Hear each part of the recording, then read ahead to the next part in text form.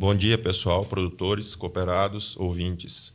Estamos iniciando mais um CoPlanCast, podcast feito de produtor para produtor, pelo Grupo de Análise Técnica e Tecnológica da Coplan, o GAT.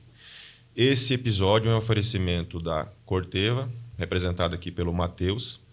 Queremos agradecer também às outras empresas amigas do GAT, que nos ajudam a produzir esses episódios. Eu sou o Fábio Luiz Oton, produtor cooperado, faço parte do Conselho Fiscal da Coplan, ao meu lado, Pierre.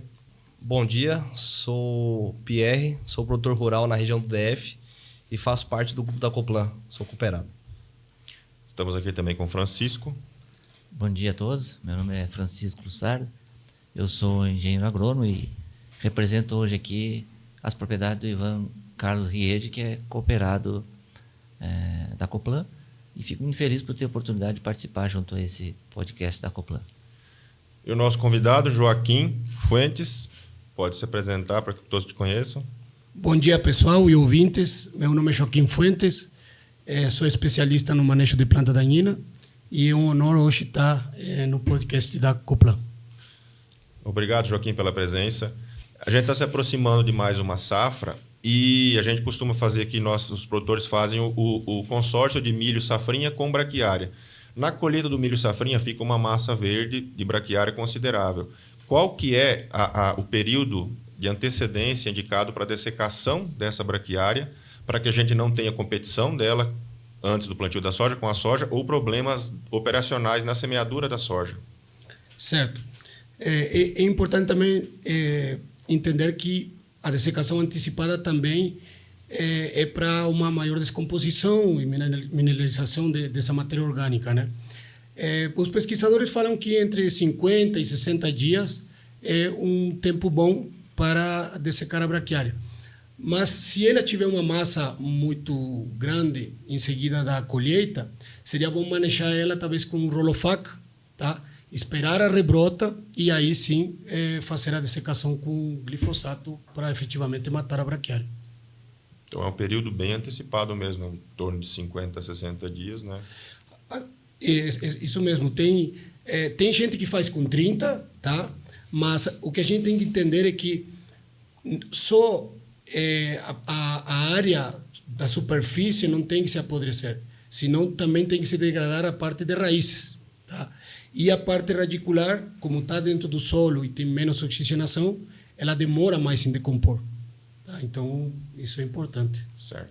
Aproveitando o embalo já da dessecação, a gente está uns problemas nossos da região, pé de galinha e trapoeraba.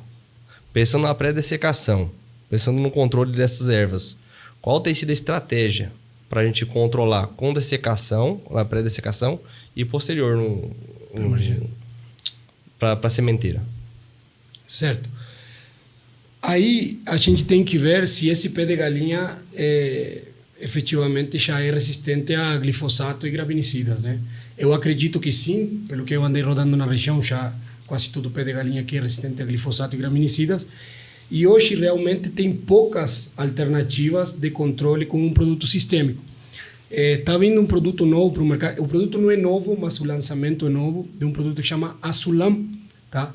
Que está vindo para reforçar o controle de pé de galinha, tá? Que vai ter uma residualidade até plantar soja de uns 8 ou 10 dias. Tá? E funciona muito bem, é um produto sistêmico, tá? E também vai funcionar bem na trapoeraba. Tá? Então dá para fazer um glifosato Azulam, tá? E um eventual sequencial com glufosinato e flumioxacina, por exemplo. Um exemplo, né? Uhum. Mas quem não aceder a esse produto, só queimantes, tá? Glufosinato, tiafenacil, metribuzina, tá?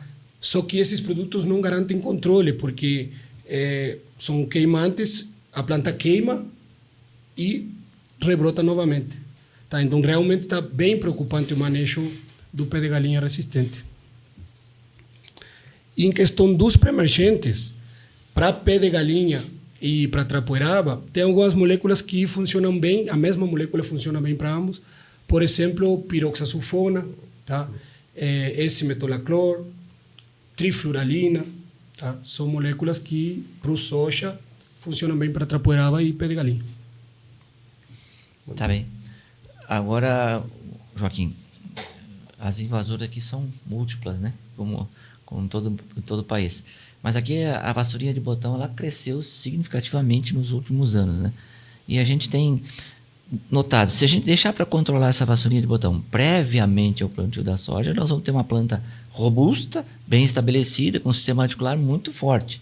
Então há uma tendência aí do controle outonal, ou seja, a gente corta ela com a colheita da soja, né? E aí depois a gente vem controlando para ter a própria condição de seca ser a nosso favor. Isso é uma estratégia recomendável? O que você acha melhor para controlar a vassourinha de botão dentro desse cenário aí de não deixar ela se estabelecer muito forte no pré-plantio da soja? Eu acho que essa estratégia que o senhor falou é fundamental, o pós-colheita, né? Porque justamente nessas regiões onde corta as chuvas no inverno, ela seca, não te dá condição de controle e ela rebrota quando na janela de plantio. Tá? Então, pós-colheita é bem importante. Só que é importante entender que produtos de contato não vão matar a planta. Tá? Só vão secar a área foliar. Então, tem muita gente fazendo pós-colheita, mas errando nos produtos. Por exemplo, fazem glufosinato e atracina. A planta fica queimada, fica bonita de ver, só que isso é como adiantar a seca a 30 dias. Então, eu acho interessante, nesse pós-colheita, usar produtos sistêmicos. Tá? Produtos que funcionam bem para a vassourinha hoje, por exemplo, fluorpirauxifeno, tá? Que é da Corteva, triclopir, tá? Que é da UPL, um produto que funciona muito bem também. Tá? Esses produtos com glifosato, em mistura com esse sistêmico, e em vez de colocar produtos de contato, subir mais a dose do sistêmico, porque a planta sim ou sim vai secar com a seca. Aí tu usaria nesse pós-colheita só produto sistêmico ou poderia colocar um pouquinho de... Porque às vezes na colheita vai sobrar uma outra área foliar e tal, alguma coisa da vassourinha de botão vai. Então botaria, porque esses sistêmicos aí tem pouca ação também sobre a área foliar dela, né? Então a gente botaria um sistêmico e um produto de contato na dessecação pós-colheita de soja? Eu, particularmente, eu sou do tempo onde ainda se usavam herbicidas sistêmicos e se sabia que eles serão demorados, né? Só que hoje eu sempre brinco que você tem o mal do diquate. Você aplica um herbicida e que você vê folha seca em 3, 4 dias. Mas isso nem sempre é bom controle, porque se rebrota em seguida. Tá? Então, assim, a área foliar no inverno não me preocuparia. Eu elevaria a dose do sistêmico e não colocaria nenhum de contato. Por quê? Porque eu sei que essa área foliar vai secar. Mais aqui ou mais lá vai secar. Mas quanto mais produto sistêmico eu colocar, menos chance de rebrota lá na frente. Professor, só aproveitar o gancho, até falando de erva de botão, de vassourinha, o senhor falou de manejo, a gente conversa de manejo, aí a gente entra na linha do milho, o milho com braquiária, para a gente fazer uma barreira física, consequentemente, só que a gente tem usado, eu por exemplo, não tenho usado um produto para segurar a sementeira, por causa da braquiária. O senhor tem trabalhado nessa linha? Sim, justo o ano passado a gente andou fazendo uns experimentos e esse ano já levamos para o campo um manejo que se chama, que eu coloquei manejo Terbutri, que é terbutilacina e trifluralina. Tá? E nós está colocando pré-plantio do milho, terbutilacina e trifluralina, que são duas moléculas que ajudam muito no controle, principalmente de pé de galinha. Tá? Porque o principal problema do consórcio milho braquiária é as poucas alternativas que ficam tanto de pré como de pós-emergentes. Tá? Mas essa mistura funciona muito bem e não diminui a implantação da braquiária. Certo. Tendo em vista, assim, vamos dizer que a gente fez um bom controle outonal, você tem uma lavoura relativamente limpa, mas ainda assim a gente sabe que tem sementeira, né? Tem sementeira de vassourinha de botão, de pé de galinha, trapoeraba e insert de outras invasoras.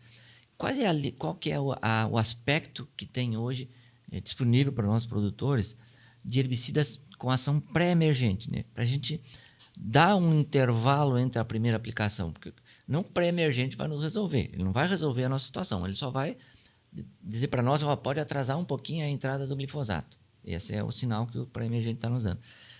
Qual é a tua visão sobre os pré-emergentes do mercado hoje, para a cultura da soja especificamente? Depois, se quiser abordar o milho safrinha, também é importante. Eu acho que hoje tem muitas alternativas boas. Se a gente focar em vassourinha de botão, por exemplo, eu posso nomear algumas, mas tem várias, por exemplo, diclosulam, S-metolaclor, piroxasulfone, metribuzina, sulfentrazone, são tudo moléculas que vão ter boa ação. Eu, particularmente, nunca recomendo um pré-emergente só. Eu sempre recomendo 2, pelo fato de sempre abrir o espectro de ação. Tá? Então, colocar um mais para a folha fina e um mais para a folha redonda. Tá? Então, aí temos para milho, tá? Também tem várias alternativas. Tá? Tem piroxasulfona, tem flumioxacina, trifluralina, terbutilacina, atracina, todos esses têm boa ação em vassourinha de botão. Ainda falando sobre os pré-emergentes na questão da buva, que ela tem uma germinação escalonada, né? Então, muitas vezes a gente faz lá a dessecação, o plantio, e ela vem germinando 15 até 30 dias após o plantio. Às vezes até já fora feito o pós-emergente na soja e vem novamente, continua nascendo buva. Pensando nisso, há algum pré-emergente que tenha esse efeito mais prolongado para controle melhor da buva e que não cause dano num plantio de milho safrinha depois, sobre essa soja? Olha, no meu ponto de vista hoje, diclosulam é o melhor pré-emergente para controle de buva ainda. Tá? Se bem a buva ela tem resistência a inibidores de ALS, diclosulam é inibidor de ALS, mas ainda controla muito bem ela. Tá?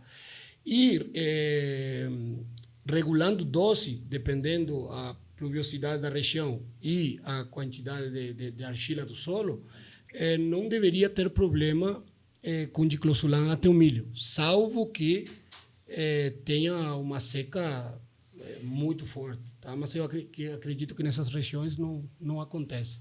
E esse produto ele tem um controle mais com um efeito mais prolongado? Chega a controlar até quantos dias após a aplicação? E diclosulam para a buva vai controlar tranquilamente até uns 40, 50 dias, tá? Dependendo da dose, né? Mas tem outros produtos que também funcionam, como o sulfentrazone, tá? Mas se colocar no topo da lista hoje, diclosulam para a buva é o melhor. Tá? Depois os outros estão tudo para baixo. Certo. Tá? Não, só para... Eu acho que outras variáveis que ele disse, além do volume pluviométrico, o ciclo da soja também, né, vai ter importante em relação a isso para não ficar a resistência até o milho, no caso, né? Isso que tu falou é importante também, esse termo aí que tu falou, é o carry-over que chamam, né, esse espaço aí. Então, o diclosulam não teria uma limitação aí com relação a milho safrinha? Vamos dizer que seus plantas são soja precoce, né? Você já aplica ele muito próximo do plantio. Depois, para milho safrinha, não teria nenhum inconveniente? Isso é uma preocupação que a gente tem com os produtos que a gente tem que usar no pré-emergente, né? Sim. Eu acho que uma coisa importante é sempre considerar que toda residualidade de herbicidas sempre é dose dependente. Então, a gente não pode falar de residualidade de uma molécula sem considerar dose. Certo. Então, assim, pode ter problema se passar na dose, mas se acertar a dose, dependendo do tipo de solo, o pH do solo, a matéria orgânica, não deveria ter problema. O que acontece é que muitas vezes se coloca mais dose do que deveria para esse solo e aí sim, eventualmente, pode ter um problema. Né? Só mais uma questão aqui que tem. É comum, para nós estávamos até comentando antes aqui, é a questão do soro alepense em milho safrinha, né? E esse sorgo, a gente tem sorgo aí hoje e que é impeditivo para comercialização, né? Se eles encontrar sorgo alepense, eles vão comprometer a tua carga, né?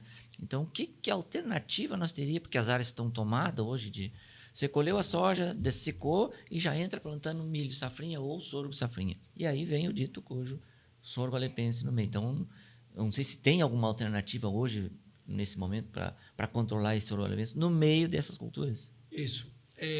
Falando particularmente no sorgo, vou falar do sorgo e depois falamos do milho. Né? No sorgo, tem algumas estratégias de pré-emergentes. Tá? Você pode usar esse metolaclor usando o fluxofenin, que é o antídoto, né? Pode usar esse metolaclor no sorgo e com uma mistura de terbutilacina, por exemplo, tá? Se eventualmente, que os pré-emergentes nunca são 100%, se eventualmente nascer alguma coisa, se nessa lavoura tem histórico, eu faria um sorgo agro, tá? Com a tecnologia que dá para usar imidazolinonas, como imazetapir, tá? E masapic, tá? Hoje seria a única alternativa de controle em pós, tá? Para capim-maçambará.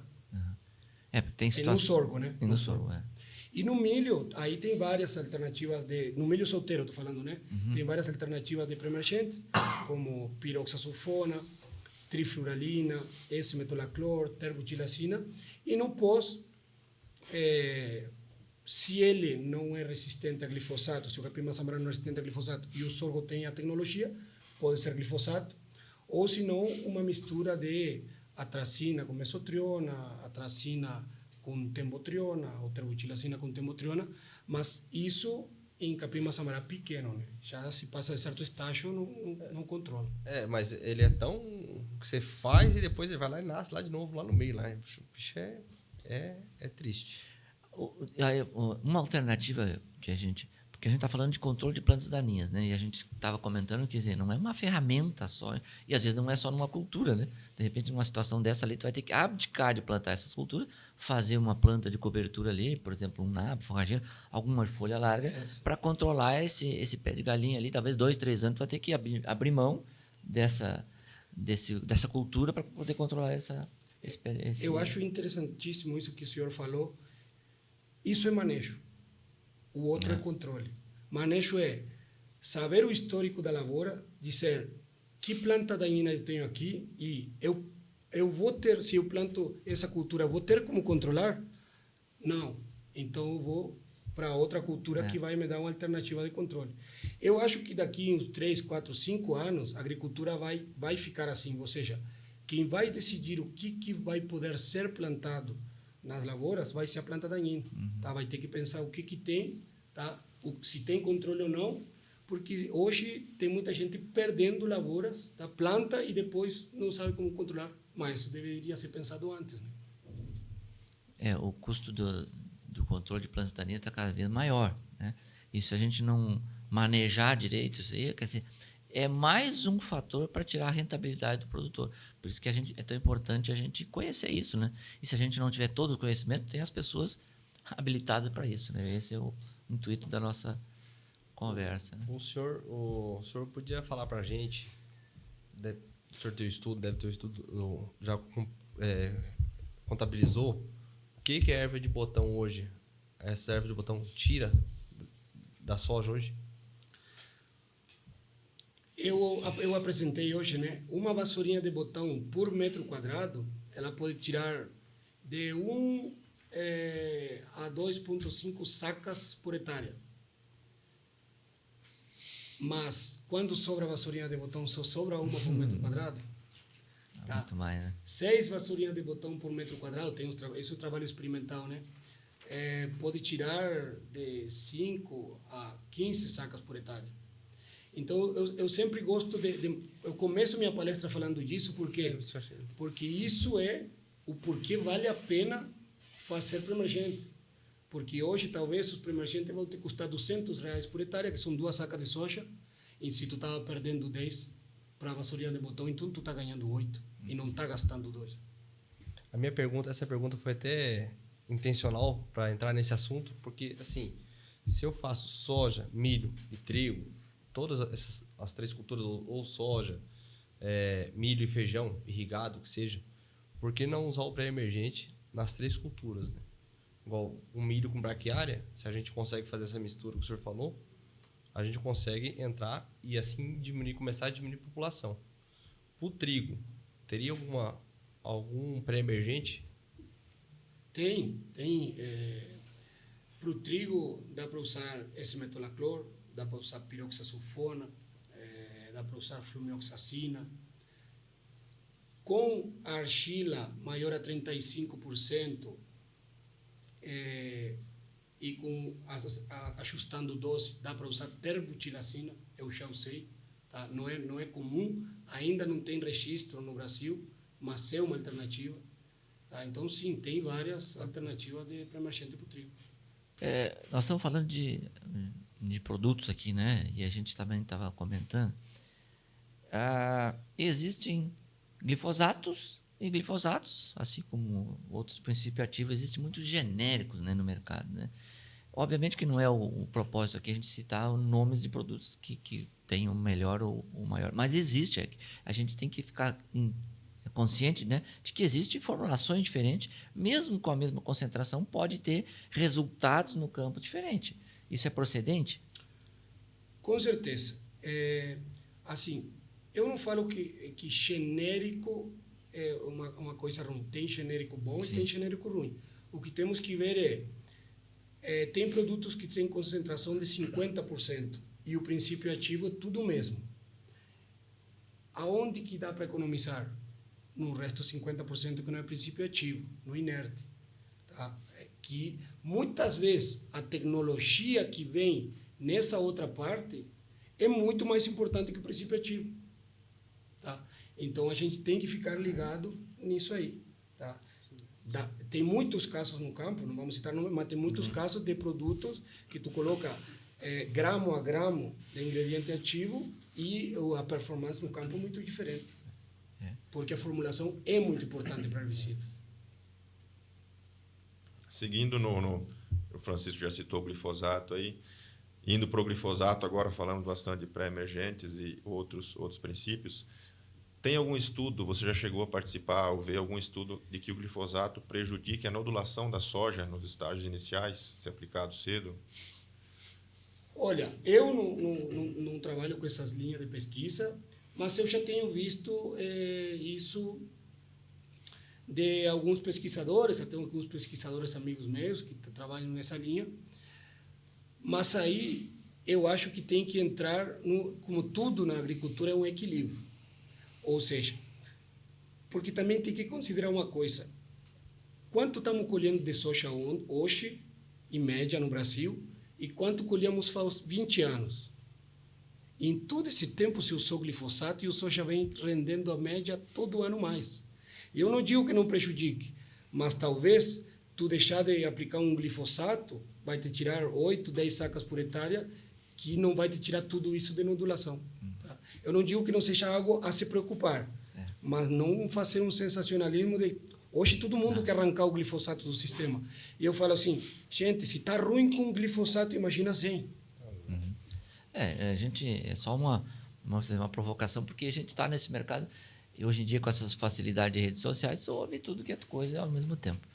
Mas o glifosato é uma relação ganhadora. O que é mais prejudicial para você? Vai ser a planta daninha nesse estágio inicial ou você controlar e perder um pouco? Então, eu acho que é uma questão de pesar isso no momento, o que é mais... Custo-benefício, o que é mais interessante fazer. Mas aproveitando de novo o glifosato, né, já que é o nosso carro-chefe aqui, existe o tal de efeito yellow flash lá, que dá aquela fitopuração. Realmente eu não vejo muito, mas existe essa preocupação toda. E o manganês como um elemento que reduziria ou minimizaria esse efeito. Pergunta é importante a gente jogar esse manganês antes, preparar a planta para esse impacto, ou durante a aplicação, ou a posteriori, ou as três alternativas são viáveis nessas circunstâncias?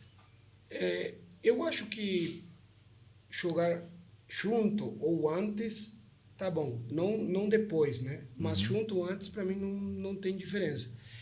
E nem sempre tem que colocar em todos os lugares. Por exemplo, no Paraguai, a gente dificilmente usa manganês com glifosato. Por quê? Porque nós temos teores de glifosato no solo quase no ponto de fitotoxidez. Manganês, no caso, né? De manganês. Então, assim, no Cerrado é totalmente diferente, que quase não tem manganês no solo. Mas no Paraguai tem muito no solo. Então a gente dificilmente usa. Então lá não seria necessário E a gente utilizar. não vê a questão é, quando a gente se usava, porque era uma prática que se copiava do Brasil, mas a gente não via aumento de rendimento. Então, se não vê aumento de rendimento, por que colocar? Até outra pergunta, assim, a gente falando do glifosato, né?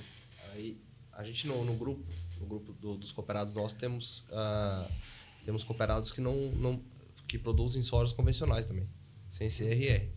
Quais os manejos, as técnicas que a gente tem de ferramentas para vir para a soja convencional hoje?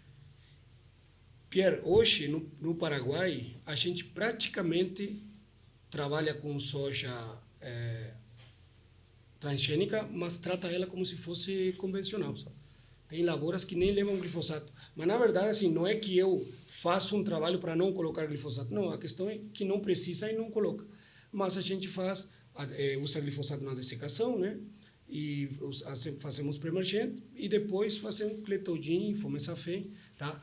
Mas essas lavouras que chegaram ao ponto de não ter que usar glifosato, já tem 8, 9 anos de 2 pré-emergentes todo ano. Então, eu falo assim, lavoura limpa não é de um ano para o outro, se constrói igual que a fertilidade. Conversamos antes, né? E eu recebo muito pessoal da mentoria, pessoal que quer fazer consultoria, que me diz aqui, Joaquim, eu quero fazer a mentoria contigo porque eu quero parar de usar glifosato. Me passa 2 pré-emergentes que eu não quero usar glifosato. Eu digo, não é assim. Tá?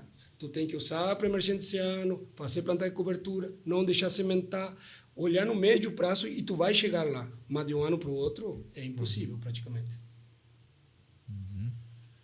Então, essa seria a nossa pergunta final, chamada pergunta bucha. A gente está se aproximando do final e eu acho que você parcialmente já respondeu ela, né? Se é possível produzir soja transgênica sem uso de glifosato hoje? Sim. Sem uso de glifosato no pós, sim, no pós do soja, né? Eu acho que fazer agricultura com plantio direto hoje, sem glifosato no sistema, é muito difícil. Se tem em algum lugar, eu desconheço, mas para mim seria muito difícil. Imagina querer controlar braquiária com graminicidas. É quase impossível. Tá?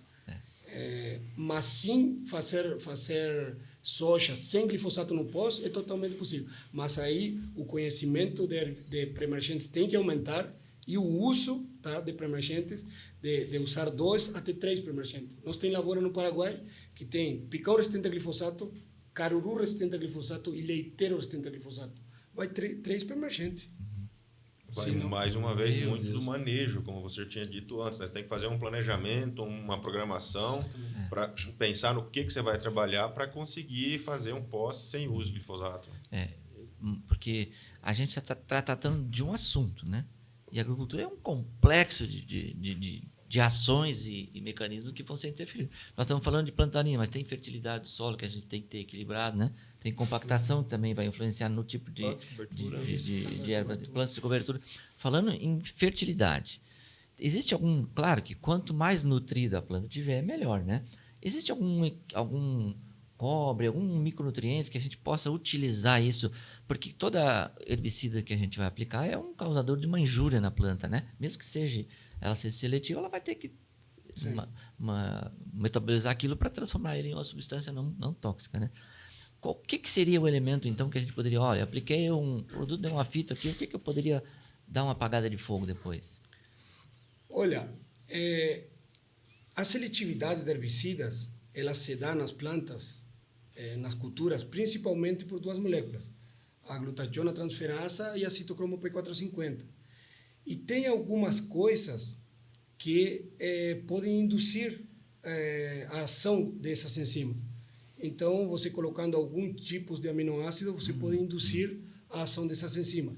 Mas também tem algum tipo de aminoácido, por exemplo, a fenilalanina, que se você colocar, inibe essa enzima. Então, não é só colocar aminoácido, é que saber qual também. Tá? Mas hoje, por exemplo, os extratos de algas funcionam muito bem para essa questão de injúria de Mas herbicidas. pós-aplicação. Junto com o herbicida, Junto? né? Sim. Isso falando de herbicidas sistêmicos. Tá? Eu, quando uso herbicidas de contato no soja, por exemplo, Fomesafen, que usamos muito no Paraguai, eu não gosto de usar nutrição junto. Por quê? Porque muitas vezes aumenta fito. Porque geralmente tem algum pouquinho de nitrogênio, faz com que o produto penetre mais rápido e não dê tempo do soja detoxificar. Então, com produtos de contato, o que eu tomo de precaução para ter menos fito, como Fomesafen, por exemplo, aplicar de noite. Tá? Aplico Fomesafen meia-noite. Por quê? O soja tem uma certa taxa de metabolização do Fomesafen. Só que o Fomesafen só começa a agir quando sai o sol. Então, se você coloca de noite, você dá todo esse tempo do soja ao soja para ela ir detoxificando o herbicida para quando sair o sol, tá? Ela já ter detoxificado grande parte do produto. O Joaquim tocou num assunto interessante. O momento de aplicação e o horário de aplicação, né? Será que todos os produtos eu posso aplicar de manhã para ficar durante o dia com o sol? Ou tem produtos que eu tenho que aplicar na entrada da noite para que durante a noite ele tenha uma ação melhor e que não seja fotodegradado, por exemplo? Tá.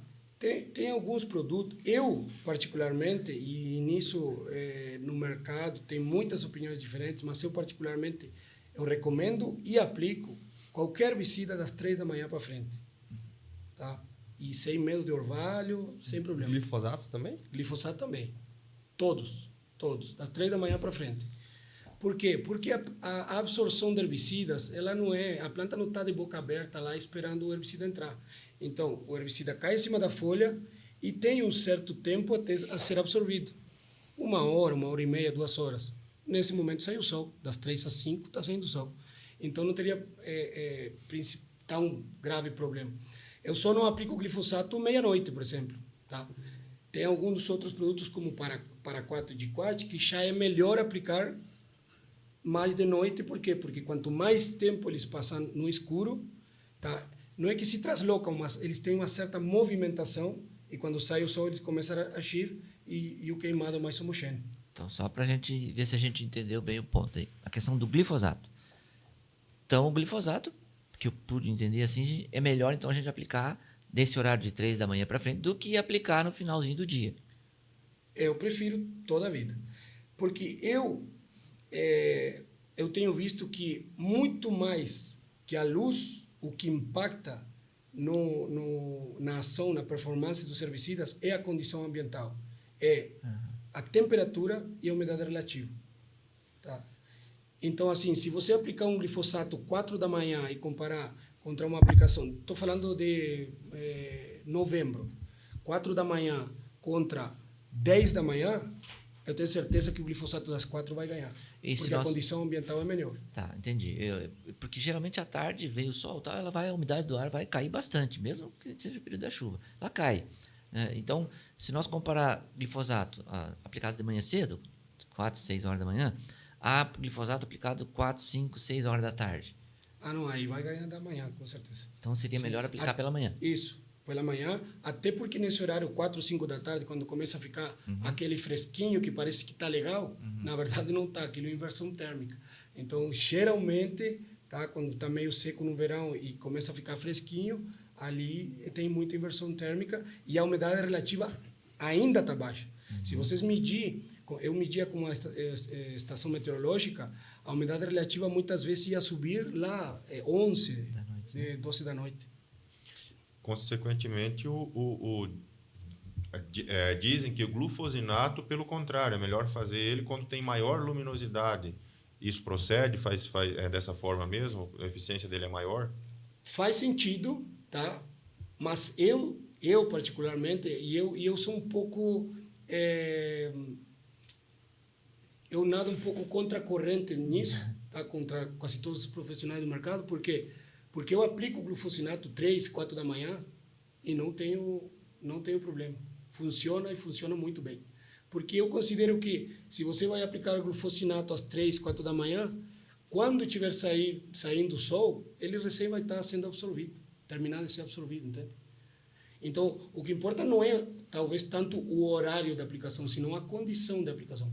Porque a condição ambiental também é muito boa. Se fosse só por luz, aplicar meio-dia seria muito bom, e, na verdade, não é. Sim, sim. De fato, é contrário ao que a gente ouve, né? De outros, como você Com mesmo certeza, mencionou, de outros pesquisadores. Sempre aí vem a questão de quando a gente vai fazer uma mistura de glifosato com glufosinato. Aí eu fiz essa pergunta justamente por isso, porque você disse que o glifosato funciona melhor fazendo na madrugada. Já o glufosinato a gente sabia que era melhor com luminosidade mais alta. E aí na mistura dos dois, qual seria o horário ideal? Não é que eu digo que o glifosato funciona melhor fazendo de madrugada, senão que eu digo que funciona bem. Funciona bem. E o glufosinato também funciona bem. Eu me animo a aplicar eles 3, 4, 5 da manhã. Tá? E hoje tenho 120, 130 alunos na mentoria que todos aplicam de madrugada e funciona. Tá? Então, eu acho assim, contra fato não é argumento. Uma coisa é te falarem e outra coisa é você ir lá e aplicar. Funciona? Funciona. Tem que testar, né? A maioria das vezes. Na prática. Porque até uma coisa que pode funcionar na propriedade dele pode não funcionar na minha, na dele. Tem situações diferentes. Aí tu não sabe o horário que aplicou, o bico que usou, a água que usou. Tem muitas condições aqui. Tem várias variáveis, né? Que Tecnologia de influenciam aplicação, nisso, né? tudo são variáveis. Eu não é que eu seja contra, digo, não, eu vou aplicar herbicida de noite porque eu quero ir contra todo mundo. Não, a questão é que a maioria dos meus clientes usam baixo volume. E aí a gente se vê obrigado a trabalhar em horários onde tem uma umidade relativa maior e uma temperatura menor. Por isso aplicamos de noite. A questão de mistura de produtos, né? A gente, no passado, utilizava mistura muito. Usava 2,4-D e misturava glifosato, né? Isso. Aí veio esses em pó agora, esse seco, pronto. Agora já não dá mais para misturar. Existe alguma possibilidade de misturar glifosato com 2,4-D ou não? Sim, tem como misturar glifosato com 2,4-D. O melhor para misturar glifosato com 2,4-D é usar um glifosato DMA. Tá? Hoje em dia, no Brasil, no mercado brasileiro, tem um glifosato que é dimetilamina, do mesmo sal que o 2,4-D, que é DMA também. Esse glifosato ele nunca vai dar incompatibilidade com o 2,4-D. Mas assim mesmo, se você não conseguir esse sal de DMA, tem como misturar, mas aí tem que regular pH, tá? Taxa de aplicação também é importante, tá? E tem alguns produtos que se pode usar para não deixar abaixar tanto o pH para que não tenha incompatibilidade. Por exemplo, o boromonoetanolamina, por exemplo, que se usa para subir um pouquinho o pH para que o 2,4-D não precipite com glifosato. E uma coisa importante também é se você vai usar glifosato WG, tá? E você vai fazer 2,4-D mais glifosato. Nessas tabelinhas de ordem de produtos, ele ia te falar para tu colocar o WG primeiro. Mas, nesse caso, é melhor colocar o 2,4-D primeiro. Tá? Por quê? Porque assim o glifosato não acidifica a cauda antes que o 2,4-D entre. Tá? Isso sempre resolve? Não, mas muitas vezes resolve. Tá? Colocar o 2,4-D primeiro e o WG depois. E não colocar redutor de pH, justamente para não baixar o pH de 5,5. A gente, voltando ao assunto de pré-emergente, uma dúvida que a gente fica, assim, acho que qual a melhor alternativa? Fazer. Porque a planta verde não dá para fazer o pré-emergente porque ela vai absorver o pré-emergente. Então você perde pré-emergente. Faz a dessecação, aí eu vou fazer um pré-emergente junto com um diquat da vida, ou seja, plante, aplique ou aplique, plante. Um pré-emergente. Qual a melhor alternativa? Tá. Bom, aí vai depender de várias coisas, né? Vai depender muito das moléculas que forem usadas. Se forem moléculas que não sejam de alto risco de fitotoxidez para o soja, talvez pode fazer planta e aplique. Mas uma coisa importante de entender é, para um pré-emergente funcionar, o que importa é a chuva que recebe em cima do aplicado e não tanto a umidade que tenha antes. Tá? Então, assim, planta e aplique sempre o melhor? Depende, porque se você faz planta e aplique e demora 10 dias para chover depois que plantou, nesse caso, o planta e aplique não foi o melhor. Talvez se tivesse aplicado antes da chuva desse plantio, ia funcionar melhor. Porque até o senhor entrou nesse assunto, aí eu fiquei com isso na cabeça. Ou dividir a dose, fazer metade antes e Isso. metade pós. Isso uma estratégia que eu apresentei hoje, né, que é porque quando você vai aplicar tudo planta e aplique, se chovesse em seguida 30 milímetros, por exemplo, seria o melhor. Mas a gente não regula a quantidade de chuva, podem chover 80. E 80 milímetros em cima de 100 ml de fluvioxacina pode ser muito perigoso. Tá? Ou pode acontecer o seguinte, você fazer planta e aplique e não chover. E aí, até chover, tem escape de planta daninha. Então, uma estratégia que eu tenho feito é dividir a dose. Por exemplo, se você vai usar diclosulam 30 gramas e clomazone 2 litros. Você vai pegar 15 gramas de diclosulam e 1 litro de clomazone e aplicar uma chuva antes do plantio. Certo? E aí a outra metade tu vai fazer no planta e aplique. No planta e aplique pode acontecer o seguinte, ou não chove por 10 dias, mas se não chove, o que recebeu chuva aqui vai estar dando proteção. Ou pode chover 80 milímetros, mas o risco de fito aqui é menor porque é metade da dose. Ou pode chover 30 milímetros e daí é 100%. O senhor teve feito esse lado a lado e ter acompanhado, assim, visualmente, onde o senhor fez meio a meio e fez uma aplicação completa. É o mesmo padrão? Fica o mesmo padrão de controle? Depende da situação. Por quê? Porque, que nem eu te falei, se a gente colocasse condição ótima para tudo, tá? Sempre o melhor ia ser planta e aplique e 30 milímetros. Show. Mas nem sempre acontece isso. Então, muitas vezes o que está me acontecendo é, eu faço planta e aplique e me demora 7 dias para chover. E quando tu tem picão resistente que nasce que nem cabelo e muito rápido, quando chove, esse primergente já não pega mais. Tá?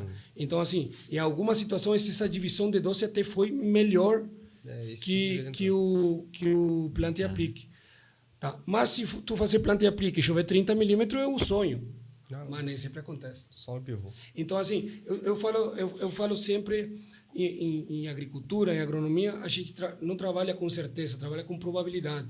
Então, assim, eu sempre tento baixar a probabilidade de fito e a probabilidade de que vai ter escape.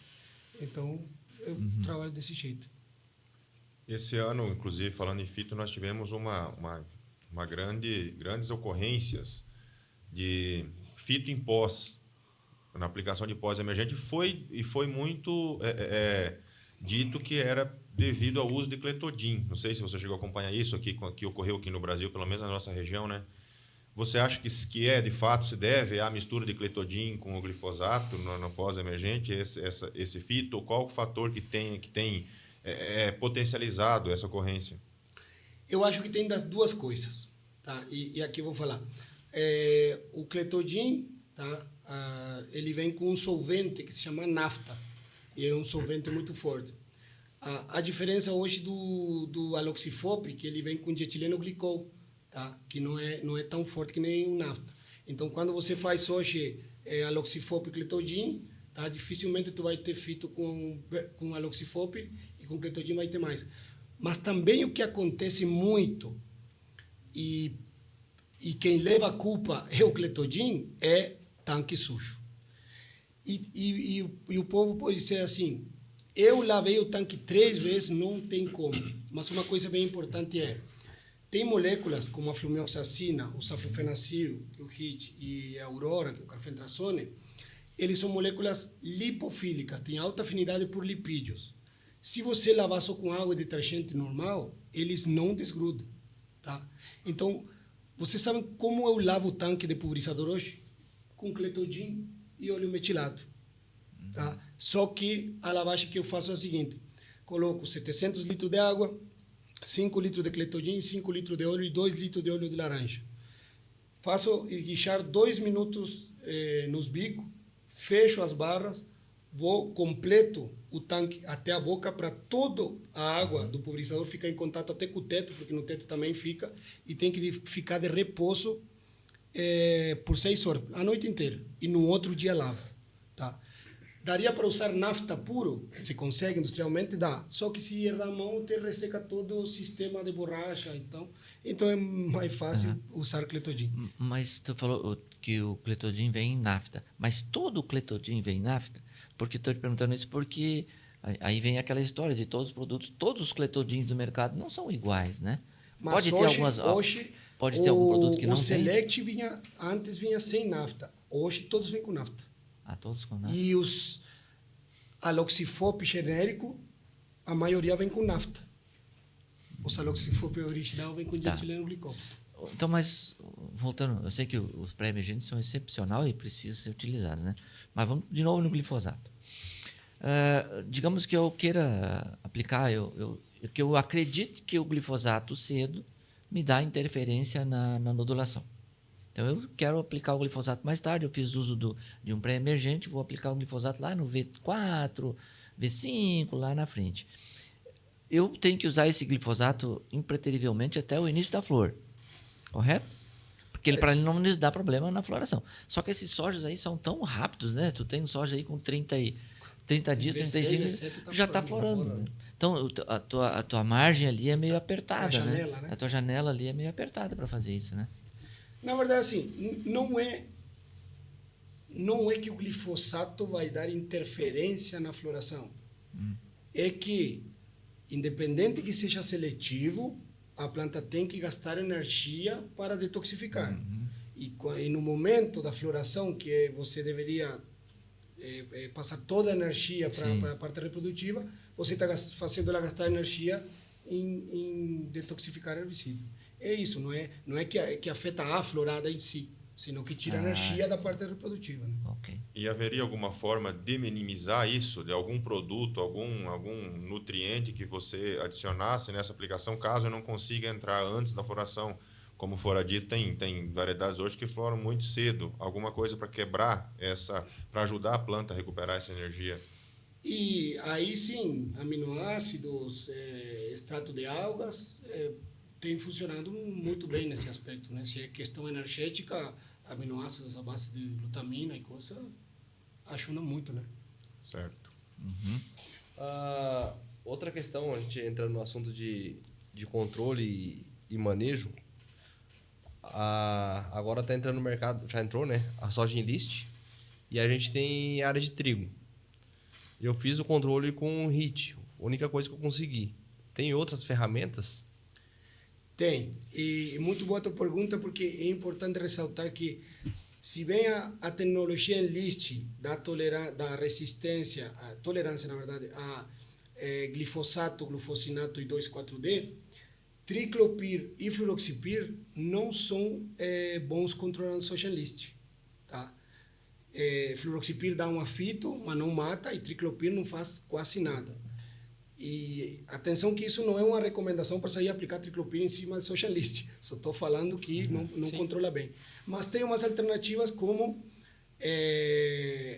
alauxifen, tá? Que dá para aplicar no trigo, e florpirauxifen, que controla muito bem. Dicamba também dá para aplicar, mas tem os seus probleminhas de volatilidade, o pessoal não gosta muito de usar, então tem alauxifen e florpirauxifen. E tem outra molécula que chama clopiralide, mas não está no Brasil ainda, mas no Paraguai tem e também controlaria muito bem.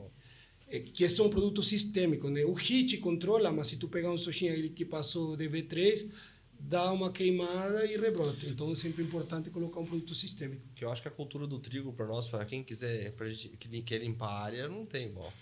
Ela limpa mesmo. É bom demais.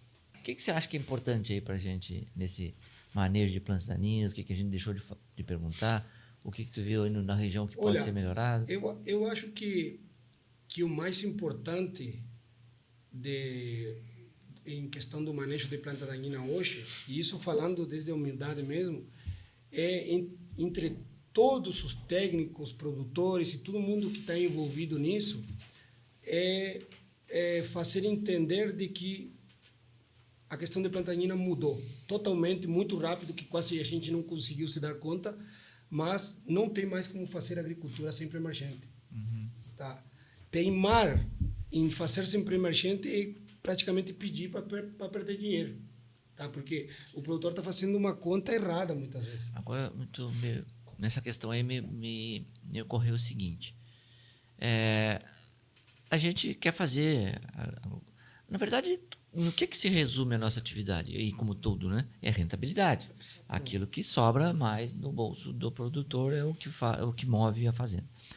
Lavouras que a gente está abrindo, só áreas de primeiro ano, que tem um histórico lá, era um vinho de pecuária, tem um histórico muito baixo de plantas daninhas, né? E mesmo nessas situações, tu acha que é conveniente ainda utilizar um pré-emergente? Ou aí nesses casos a gente poderia trabalhar só com o glifosato na soja RR? Tá. Aí vou lhe fazer uma pergunta meio retórica do que o senhor me perguntou. Se o senhor não coloca pré-emergente nessa área, o senhor vai estar disposto a entrar em V2 com glifosato? Não, né? Então, o pré-emergente não ele vai ajudar nisso também. Muitas vezes, uma área dessa de baixo histórico, talvez o senhor não use glifosato. Ou uma dose bem baixa. Por quê? Entendi. Porque mesmo tendo pré-emergente no solo, a planta fica mais debilitada e uma dose menor de glifosato já controla ela. Então, nessas áreas, só te cortando, Joaquim, nessas áreas que especificamente essa que eu estou mentalizando, ela tem muito fedegoso. Que produto eu usaria para controle de fedegoso em pré-emergência, então, nessa área? E aí que está. O senhor falou, você usaria para fedegoso com certeza, porque fedegoso é difícil o controle dentro do soja. Ele passou esse estágio, pode colocar clorimurol e glifosato, ele dá uma entortada e segue.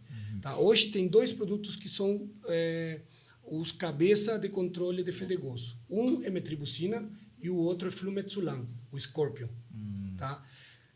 A metribuzina é um produto delicado desde o ponto de vista de fito, tem algumas variedades que são mais sensíveis, tem alta solubilidade, então solos com menos de 35 de argila já são meio arriscados de usar metribuzina. Já o flumetsulam é um produto um pouco mais versátil nessa questão. Em controle, ambos são muito bons. Tá? Então, são esses 2 que poderia usar para controlar. Tá falando alguns nomes técnicos aí, eu meio que me perco aqui, mas eu vou citar o nome comercial, quer dizer, o Spider. Sim. Qual que ele é? Spider é diclosulam. Então, esse aí não vai bem também na situação dessa? Não. O que vai bem chama flumetsulam. Seria um irmão do Spider, que se chama Scorpion. Ah, mas não é difícil de achar aqui. Tem no Não, Brasil? tem. Voltou justamente porque para controlar fedegoso. Trouxeram de novo. Sim. E tem a metribuzina, que é o Sencor, um produto velho, o senhor conhece, da Bayer, que está voltando para o mercado também. Até tem um produto novo que vai ser lançado pela Bayer, que se chama Convicto Duo, que é diflufenican com metribuzina. Tá? O diflufenican é um irmão da tembotriona, da mesotriona, porém com seletividade para soja. É um HPPD. Bacana. Outra pergunta, aproveitando. As misturas. Assim, eu falo as misturas, mas em pré-emergentes, né? Já estão começando... vem mistura pronta. O senhor tem feito... Tem o trabalho com a mistura pronta ou eu pegar os produtos separados e misturar? Tem diferença. A gente sabe que tem. Mas o pessoal faz, né? Eu particularmente, nos meus ensaios, eu tenho dos 2. Eu uso o produto pronto contra a mistura. E faço equivalência gramo a gramo. Tá? Eu não vejo diferença. E se a mim me disse, não, mas tem diferença, eu digo assim, bom, então quando você me vendia o que era separado, não era tão bom quanto o que vem misturado? Tá? Porque, na verdade, assim, formulação, eu acho muito importante quando é para folhar. Quando é para a questão de solo, de absorção do solo, não digo que não seja importante, porque algumas formulações são muito importantes para transpassar palha. Tá? Entendi. Isso. Mas para a questão de absorção radicular, aí não vejo muita vantagem entre uma formulação e outra. Entendi. Bom, chegamos ao fim, né? Precisamos encerrar. Chegamos ao fim de mais um Coplancast. Gostaríamos de agradecer a Corteva por ter disponibilizado a vinda do Joaquim aqui. Pierre, pode deixar a sua mensagem. Obrigado mais uma vez por prestigiar a gente aqui e deixar claro para a gente, para a equipe do grupo da Coplan, a importância do uso, do manejo e o uso dos pré-emergentes para nossa safra. E com certeza vai agregar muito para a gente. Tá bem. Franciscão.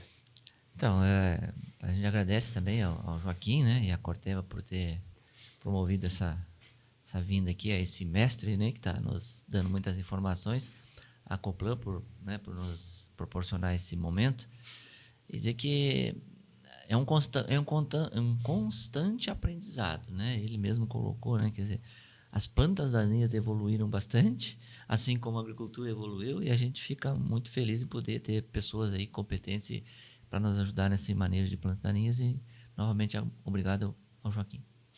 Bom, eu quero agradecer pelo convite. Para mim, realmente é um orgulho e uma honra estar aqui. Tá? Quero agradecer a Coplan e a Corteva. E como mensagem final, eu vou deixar a mensagem final que deixo em todo lugar, que é: herbicidas pré-emergentes não são para limpar parcelas sujas, mas para não deixar sujar parcelas limpas. Eu acho que isso aí é muito fantástico. bom. Encerramos assim mais um episódio do CoplanCast, o podcast feito de produtor para produtor, pelo GAT, Grupo de Análise Técnica e Tecnológica da Coplan. E não esqueçam de compartilhar e comentar nas nossas redes sociais os nossos podcasts.